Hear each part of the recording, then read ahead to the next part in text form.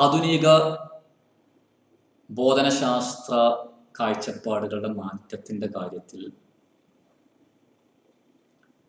വ്യത്യസ്തരായ വിദ്യാഭ്യാസ ചിന്തകന്മാർ നൽകിയ സംഭാവനകളെ കുറിച്ചാണ് നമ്മൾ ചർച്ച ചെയ്തുകൊണ്ടിരിക്കുന്നത്. നമ്മൾ റൂസോയെ കുറിച്ച് പഠിച്ചു. റൂസോയുടെ നെഗറ്റീവ് വിദ്യാഭ്യാസം, റൂസോയുടെ സ്വാഭാവിക പരിണിത ഫലത്തിൽ നിന്നും അച്ചടക്കമുണ്ടാക്കുന്ന രീതി, റൂസോയുടെ എമിലിയെ കുറിച്ച് ഒക്കെ മനസ്സിലാക്കി. നമ്മൾ ഫ്രോബലിൻ്റെ ഏകതാ നിയമങ്ങളിലൂടെ കടന്നുപോയി. ഫ്രോബലിൻ്റെ കിൻഡർ ഗാർഡനെ കുറിച്ച് പറഞ്ഞു, ഫ്രോബലിൻ്റെ ഗിഫ്റ്റുകളെ കുറിച്ചും ഒക്യുപ്പേഷനെ കുറിച്ചും പറഞ്ഞു. പിന്നീട് നമ്മൾ വൈഗോസ്കി എന്ന് പറയുന്ന ലോകപ്രസിദ്ധനായ മനഃശാസ്ത്രജ്ഞൻ്റെ വിദ്യാഭ്യാസ ലോകത്തേക്ക് കടന്നു ചെന്നു. അദ്ദേഹത്തിൻ്റെ സോഷ്യൽ കൺസ്ട്രക്റ്റിവിസം എന്താണെന്ന് പറഞ്ഞു. അതിൻ്റെ ചില മനോഹരമായ ഉദാഹരണങ്ങളൊക്കെ കണ്ടു. ഇനി നമ്മൾ ലോകപ്രസിദ്ധനായ മറ്റൊരു വിദ്യാഭ്യാസ ചിന്തകൻ്റെ കാഴ്ചപ്പാടുകളുടെ ലോകത്തേക്ക് കടക്കാം. നിങ്ങൾ തയ്യാറാണല്ലോ? എൻ്റെ കൂടെ നിങ്ങൾ വരും. നമുക്ക് ലോകപ്രസിദ്ധനായ മറ്റൊരു വിദ്യാഭ്യാസ ചിന്തകനെ കുറിച്ച് മനസ്സിലാക്കാം. ആരാണ് അദ്ദേഹം?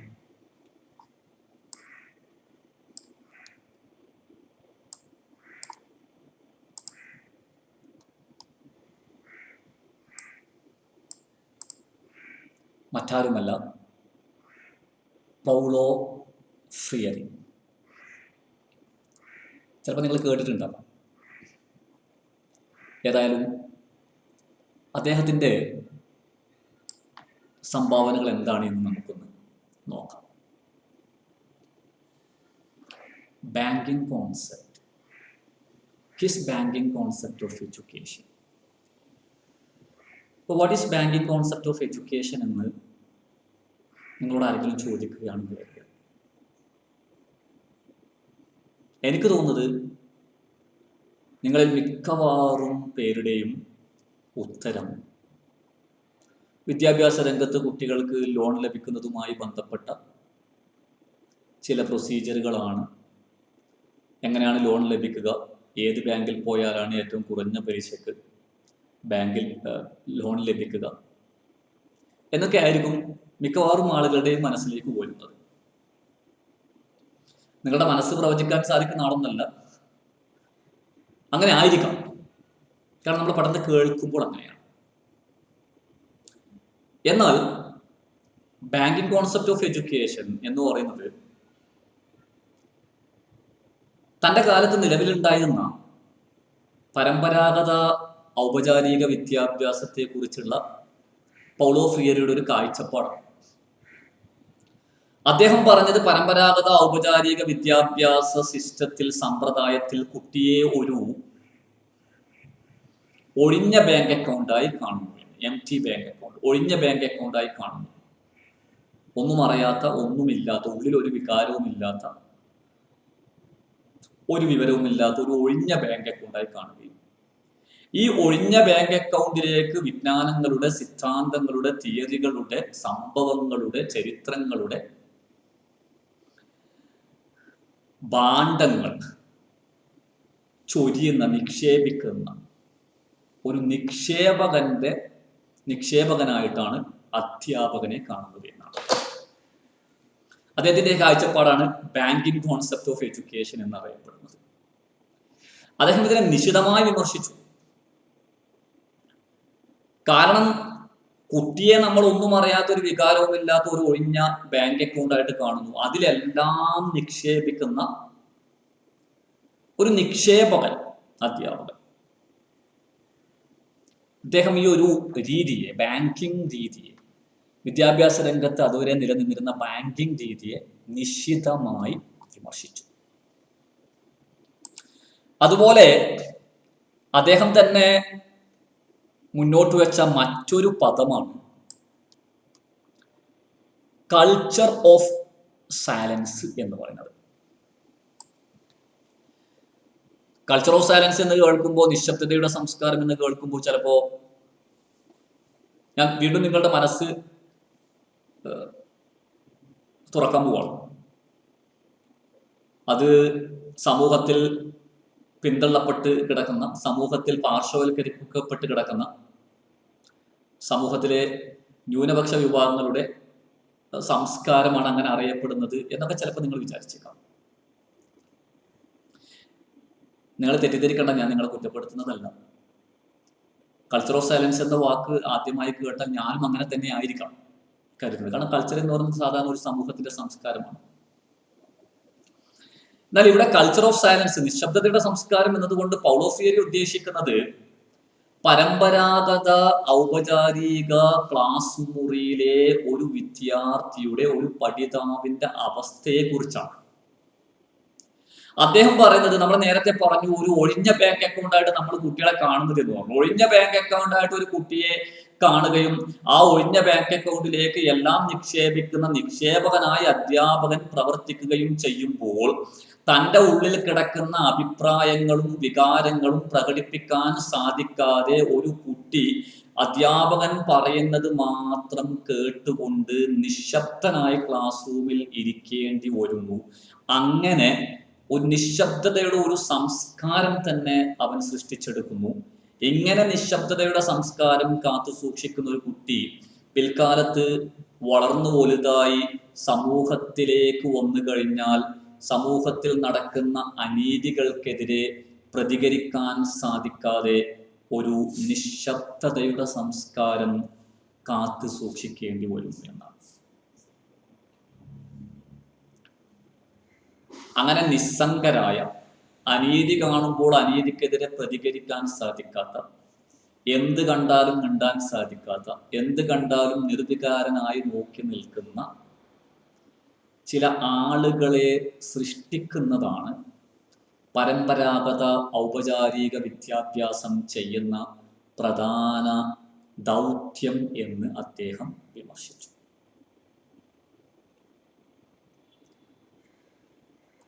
പിന്നീട് അദ്ദേഹം പറഞ്ഞു, ഇങ്ങനെ പറഞ്ഞിട്ട്, ഇങ്ങനെ വിമർശിച്ചിട്ട്, എന്ത് ക്ലാസ് റൂമാണ് ഇത്, ക്ലാസ്സിൽ കുട്ടികൾക്കൊരു സ്വാതന്ത്ര്യവുമില്ല, കുട്ടികൾക്ക് പറയാനുള്ളത് പറയാൻ സമ്മതിക്കുന്നില്ല, കുട്ടികളെ നിശബ്ദതയുടെ സംസ്കാരമാണ് പഠിപ്പിച്ചെടുക്കുന്നത് എന്ന് പറഞ്ഞിട്ട് അദ്ദേഹം വീട്ടിൽ പോയി കിടന്നുറങ്ങിയില്ല. അദ്ദേഹം പെഡഗോജി ഓഫ് ഒപ്രസ്ഡ്, പീഡിതന്റെ ബോധനശാസ്ത്രം എന്ന് പറയുന്ന പ്രശസ്തമായ ഒരു പുസ്തകം രചിച്ചു.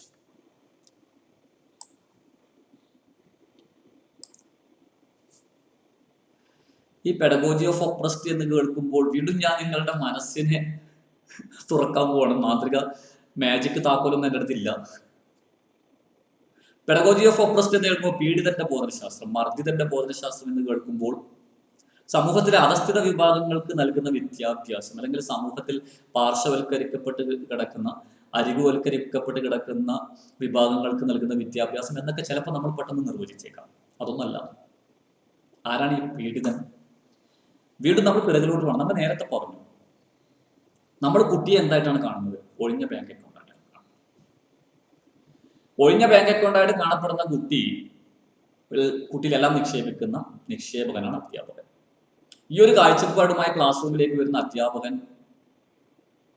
നിരന്തരം സംസാരിച്ചുകൊണ്ടിരിക്കുന്നു. കുട്ടികൾ ഇതിങ്ങനെ നിരന്തരം കേൾക്കുന്നു. നിശബ്ദതയുടെ സംസ്കാരം സൃഷ്ടിക്കപ്പെടുന്നു. ഒന്നും മിണ്ടാനാകാതെ, തൻ്റെ വികാരങ്ങൾ പ്രകടിപ്പിക്കാൻ സാധിക്കാതെ, തൻ്റെ അഭിപ്രായങ്ങൾ പ്രകടിപ്പിക്കാൻ സാധിക്കാതെ അധ്യാപകന്റെ ഉരുക്കുമുഷ്ടിയിൽ കഴിയേണ്ടി വരുന്ന വിദ്യാർത്ഥിയെയാണ്, പഠിതാവിനെയാണ് അദ്ദേഹം പീഡിതൻ എന്നതുകൊണ്ട് ഉദ്ദേശിക്കുന്നത്. അങ്ങനെയാണെങ്കിൽ പീഡിതന്റെ ബോധനശാസ്ത്രം എന്നതുകൊണ്ട് ഉദ്ദേശിക്കുന്നത് എന്താണ്?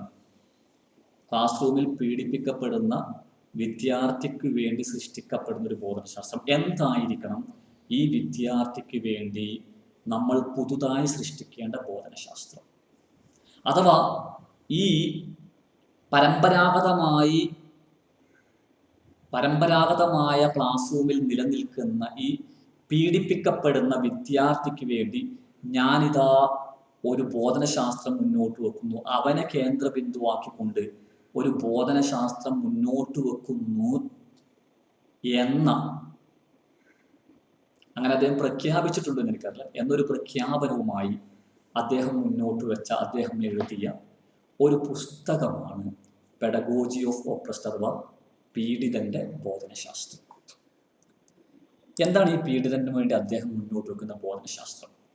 അദ്ദേഹം മുന്നോട്ട് വെച്ച ഈ ബോധനശാസ്ത്രത്തിന്റെ പേരാണ് ക്രിട്ടിക്കൽ പെഡഗോജി അഥവാ വിമർശനാത്മക ബോധനശാസ്ത്രം. അദ്ദേഹം പറഞ്ഞു, സാധാരണ നമ്മൾ കുട്ടികളെ വെറും കുട്ടികളായി കാണുന്നു. മുതിർന്നവരെ പോലെ വികാരമില്ലാത്ത, കാലികമായ പ്രശ്നങ്ങളെക്കുറിച്ച് അഭിപ്രായമില്ലാത്ത, കാഴ്ചപ്പാടില്ലാത്ത, ഒന്നിനെക്കുറിച്ചും ചിന്തിക്കാൻ ശേഷിയില്ലാത്ത ഒരു ഒഴിഞ്ഞ ബാങ്ക് അക്കൗണ്ട് ആയിട്ടാണ് കാണുന്നത്. അദ്ദേഹം പറഞ്ഞു, അങ്ങനെ കാണരുത്. അവന് വികാരമുണ്ട്, അവന് ചിന്തിക്കാനുള്ള ശേഷിയുണ്ട്, തൻ്റെ ചുറ്റും നടക്കുന്ന കാര്യങ്ങളെക്കുറിച്ച് അവന് വ്യക്തമായ അഭിപ്രായമുണ്ട്, തൻ്റെ ചുറ്റും നടക്കുന്ന പ്രശ്നങ്ങളെക്കുറിച്ച് അവന് വ്യക്തമായ കാഴ്ചപ്പാടുണ്ട്, ആ പ്രശ്നങ്ങളെക്കുള്ള പരിഹാരം നിർദ്ദേശിക്കാനുള്ള കഴിവ് പോലും അവനുണ്ട്. അതുകൊണ്ട് കുട്ടികളെ ആന്ത്രഗോഗായി കാണണം, അഥവാ മുതിർന്ന മനുഷ്യനായി, മുതിർന്ന മനുഷ്യന്മാരെ പോലെ തന്നെ അവരെ കാണണമെന്നും, അങ്ങനെ അവന് ചിന്തിക്കാനുള്ള ശേഷിയുണ്ട് എന്നും, കാര്യങ്ങളെ വിശകലനം ചെയ്യാനുള്ള കഴിവുണ്ട് എന്നും, അവന്റെ ചുറ്റും നടക്കുന്ന പ്രശ്നങ്ങളെക്കുറിച്ച് അവൻ ബോധവാനാണ് എന്ന ഒരു കാഴ്ചപ്പാടോടുകൂടി അധ്യാപകർ കാലികമായ പ്രശ്നങ്ങൾ അവന്റെ മുമ്പിലേക്ക് അവതരിപ്പിച്ചുകൊണ്ട് ആ പ്രശ്നങ്ങളെക്കുറിച്ച് ചിന്തിക്കാൻ അവനെ പ്രേരിപ്പിക്കുകയും അങ്ങനെ ആ പ്രശ്നങ്ങളെക്കുറിച്ച് ചിന്തിച്ച് അതിനുള്ള പരിഹാരം കണ്ടെത്തി ആ പരിഹാരം മുന്നോട്ട് വെക്കാനുള്ള സാഹചര്യം സൃഷ്ടിക്കുകയുമാണ് വേണ്ടത് എന്ന് അദ്ദേഹം പറഞ്ഞു. അദ്ദേഹത്തിന്റെ ഈ ഒരു ബോധന രീതി, ടീച്ചർ ഇങ്ങനെ ഉപയോഗിക്കേണ്ട ബോധന രീതിയാണ് ക്രിട്ടിക്കൽ പെഡഗോഗി അഥവാ വിമർശനാത്മക ബോധന രീതി എന്ന പേരിൽ അറിയപ്പെടുന്നത്. അദ്ദേഹത്തിന്റെ ഈ ഒരു വിദ്യാഭ്യാസം പ്രോബ്ലം പോസിംഗ് എഡ്യൂക്കേഷൻ എന്ന പേരിലും അറിയപ്പെടുന്നുണ്ട്. കാരണം കാലികമായ പ്രശ്നങ്ങൾ കുട്ടികൾക്ക് മുമ്പിൽ അവതരിപ്പിക്കുകയാണല്ലോ ചെയ്യുന്നത്. അപ്പൊ അതുകൊണ്ട് ഇത് പ്രോബ്ലം പോസിംഗ് എഡ്യൂക്കേഷൻ എന്ന പേരിലും അറിയപ്പെടുന്നുണ്ട്.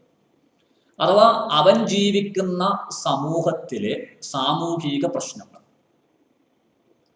കാലികമായിട്ടുള്ള പ്രശ്നങ്ങൾ വിദ്യാർത്ഥിക്ക് മുമ്പിൽ അവതരിപ്പിച്ചുകൊണ്ട് അതിനെക്കുറിച്ച് വിമർശനാത്മകമായി ചിന്തിക്കാനുള്ള അവസരം അവന് നൽകുക വഴി അതിനുള്ള പരിഹാരം കണ്ടെത്താൻ അവനെ സഹായിക്കുന്ന, അത്തരം പ്രശ്നങ്ങൾക്ക് പരിഹാരം കണ്ടെത്താനുള്ള കഴിവ് അവനിൽ സൃഷ്ടിക്കുന്ന ഒരു ബോധന രീതിയാണ് ക്രിട്ടിക്കൽ പെഡഗോഗി അഥവാ വിമർശനാത്മക ബോധന ശാസ്ത്രം.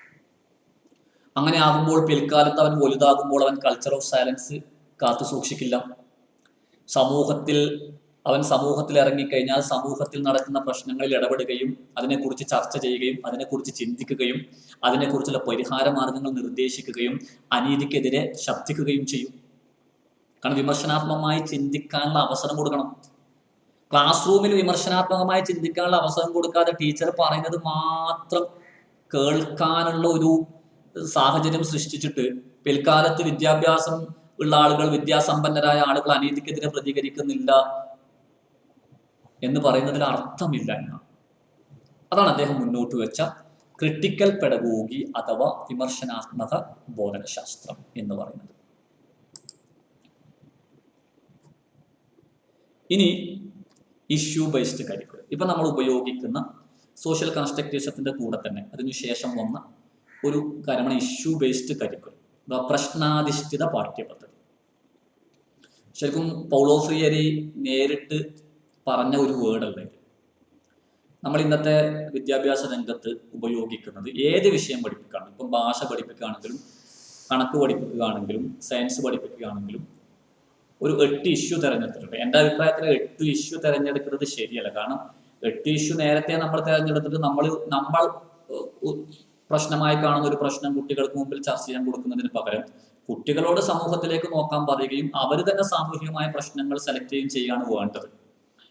ഏതായാലും 8 ഇഷ്യൂസ് തിരഞ്ഞെടുത്തിട്ടുണ്ട്. അത് മാത്തമാറ്റിക്സ് പഠിപ്പിക്കുമ്പോഴായാലും സയൻസ് പഠിപ്പിക്കുമ്പോഴായാലും ലാംഗ്വേജ് പഠിപ്പിക്കുമ്പോഴായാലും ഈ ഇഷ്യൂ പ്രശ്നങ്ങൾ കുട്ടികളുടെ മുമ്പിൽ അവതരിപ്പിച്ചുകൊണ്ട് അതിനെക്കുറിച്ച് അവർ ചർച്ച ചെയ്യുകയും അതിനുള്ള പരിഹാര മാർഗങ്ങൾ നിർദ്ദേശിക്കുകയൊക്കെ ചെയ്യുന്ന ഒരു രീതിയാണ് ഇപ്പോൾ നമ്മൾ ഉപയോഗിക്കുന്നത്. Issue based curriculum.